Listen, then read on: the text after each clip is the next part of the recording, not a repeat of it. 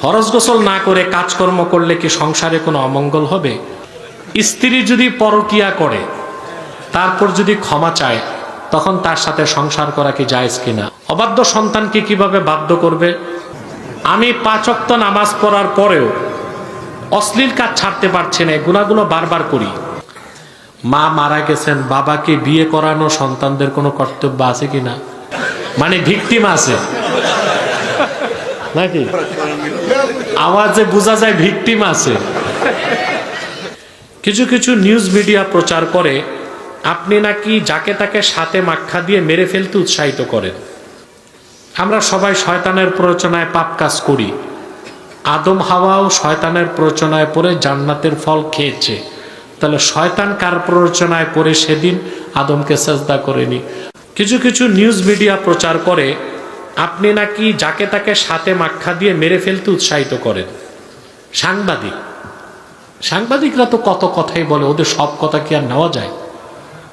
আমি এটা প্রচার করি যে শাতেমকে মৃত্যুদণ্ড দিতে হবে। শাতেমকে, যে কুলাঙ্গার মুরতাদ কাফের আল্লাহর শানে বেয়াদবি করে, রাসূলুল্লাহ সাল্লাল্লাহু আলাইহি ওয়াসাল্লামের শানে বেয়াদবি করে, তাকেই বলা হয় শাতেম। আর তার শাস্তি হচ্ছে শরীয়তে মৃত্যুদণ্ড। এখন এটা দেওয়ার দায়িত্ব হচ্ছে রাষ্ট্রের। কার? এখন রাষ্ট্র যদি না দেয় তখন বাকস্বাধীনতার দোহাই দিয়া যে যখন খুশি তখন আল্লাহ তার হাবিবের শানে বেয়াদবি করবে, আর আমরা আঙ্গুল চুষবো? ডাকাত ডাকাতি করলে শাস্তি দেওয়ার দায়িত্ব কার? চোর রে তো গণপিটুরি দিয়া ডাকাত মারে কেন মানুষ? কারণ আইনের ফাঁক দিয়া ডাকাত জামিনে বের হয়ে যায়, ঠিক না? তো মাঝে মধ্যে মানুষ আইনকে হাতে তুলে নেয়, যদিও এটাকে মবক্রেসি বলা হয়। সুস্পষ্টভাবে কেউ যদি শাতেম প্রমাণিত হয় তার একমাত্র শাস্তি মৃত্যুদণ্ড। এটা কে নির্ধারণ করবে? সিচুয়েশন ফয়সালা দিবে। আমরা সবাই শয়তানের প্ররোচনায় পাপ কাজ করি। আদম হাওয়াও শয়তানের প্ররোচনায় পড়ে জান্নাতের ফল খেয়েছে, তাহলে শয়তান কার প্ররোচনায় পড়ে সেদিন আদমকে সেজদা করেনি? আরে শয়তান নিজে শয়তানি করছে দেখি তো শয়তান।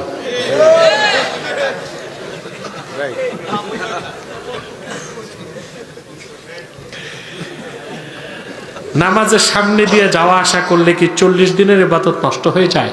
রাবি বলছেন 40 দিন না 40 বছর, আমি জানি না, দাঁড়ায় থাকতে হবে। ইবাদত নষ্ট হবে না, গুনাহ হবে। কি হবে? মা মারা গেছেন, বাবাকে বিয়ে করানো সন্তানদের কোনো কর্তব্য আছে কিনা? আর যদি দেখেন জোয়ানকালে মা মারা গেছে, তো বাবার খেদমত লাগবে না? স্ত্রী যে খেদমতটা দিবে এটা কি মেয়ে পারবে? বোন পারবে? চাকরানি পারবে? তো উচিত হচ্ছে সন্তানদের যদি ইকোনমিক্যাল ফিটনেস ভালো থাকে বাবাকে বিয়ে করায় দাও।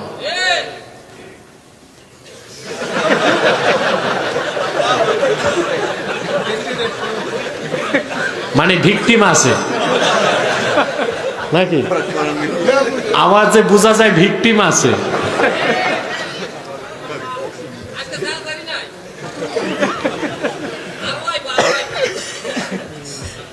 স্ত্রী যদি পরকিয়া করে তারপর যদি ক্ষমা চায় তখন তার সাথে সংসার করা কি জায়েজ কিনা? অবশ্যই।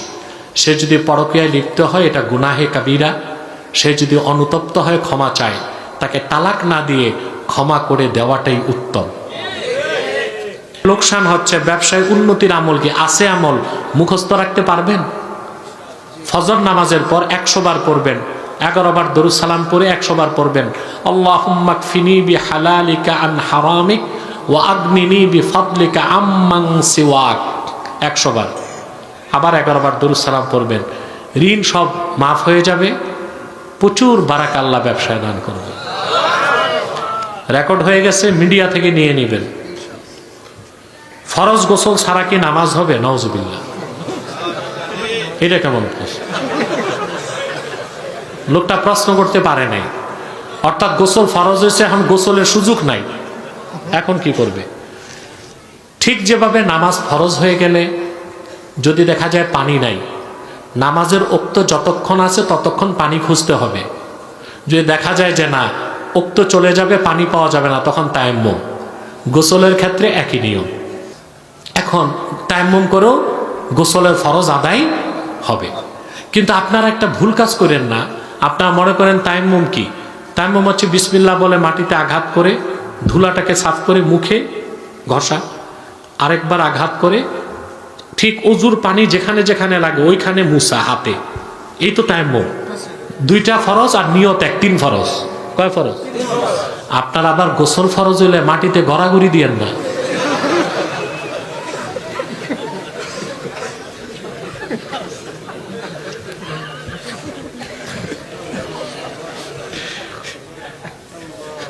গোসল ফরজ হইলে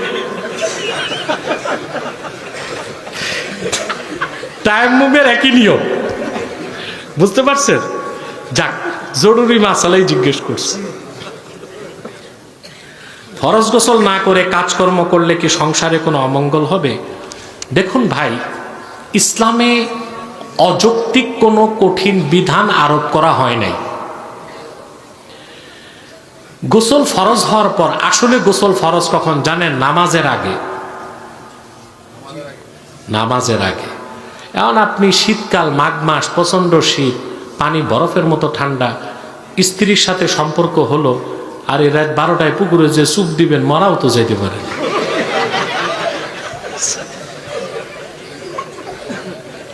চুপচাপ ঘুমায় থাকেন। আজায়ে মাগলুজা, গোপন অঙ্গগুলো ধৌত করে বড় জোর উজু করে ঘুমায় থাকবেন। দুখুলে ওয়াক, ফজরের টাইম ঢুকার সাথে সাথে গোসল ফরজ। ফজরের টাইম ঢুকার সাথে সাথে তখন আপনি গোসল করে মসজিদে যাবেন।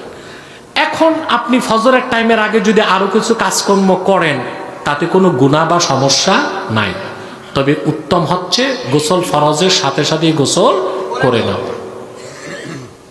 কিন্তু বেশি দরবেশি করে শীতকালে ঠান্ডা পানি দিয়ে গোসল করেন না 12টা বাজে, চুপচাপ ঘুমায় থাকেন, ফজরের আগে উঠবেন। এইরকম কঠোরতা করলে মিয়া আর ভয়তে বিয়ে করবে কেউ? বিয়ে করলে বউয়ের কাছে যাবে?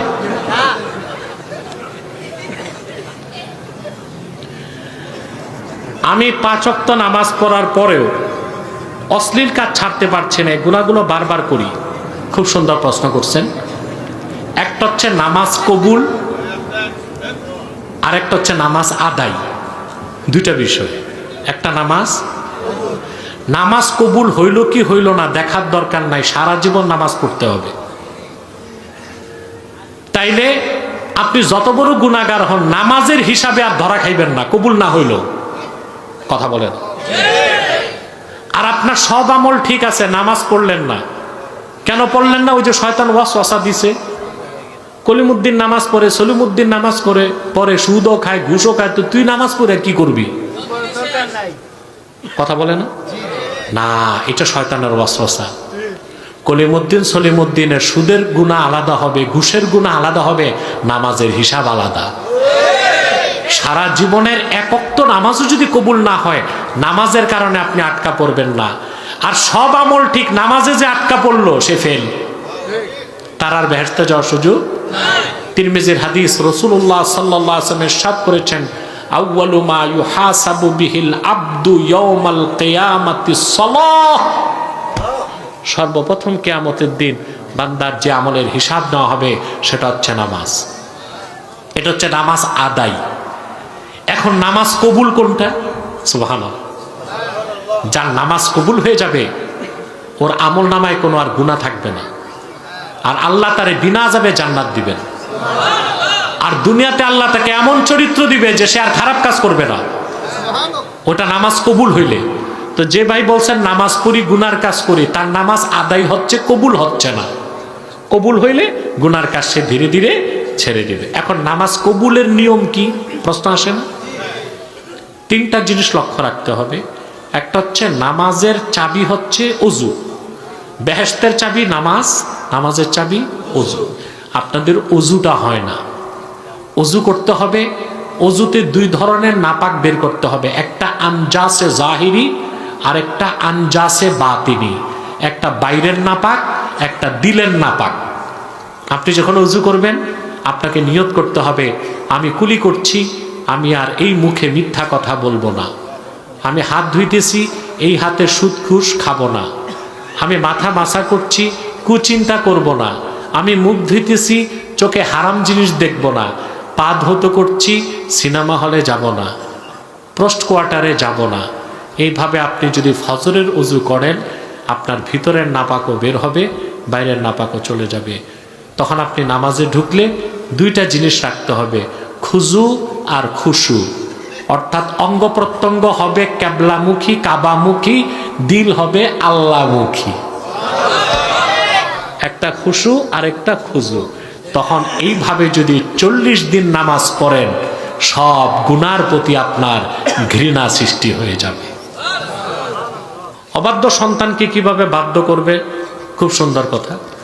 অবাধ্য সন্তানকে বাধ্য করতে, আরে সন্তান যদি ভালো সন্তান বানাইতে চান, 3টা জিনিস আদব তারি শিখাইতে হবে নাবালেগ থাকতে।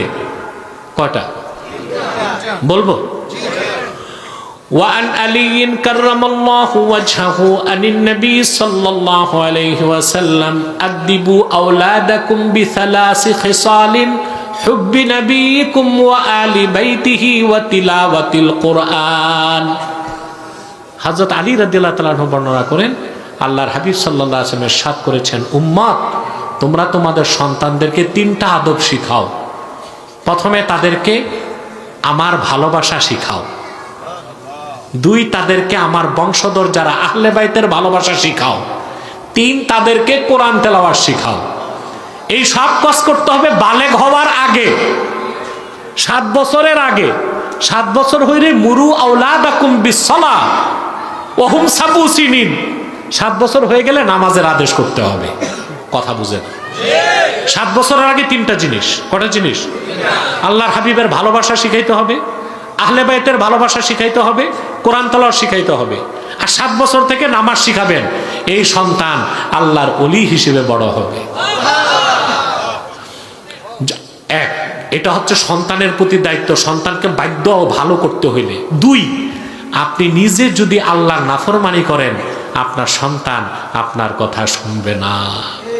আপনি নিজে আল্লাহর ফরমাবরদার বান্দা হন, আপনার সন্তান আপনার কথা শুনবে।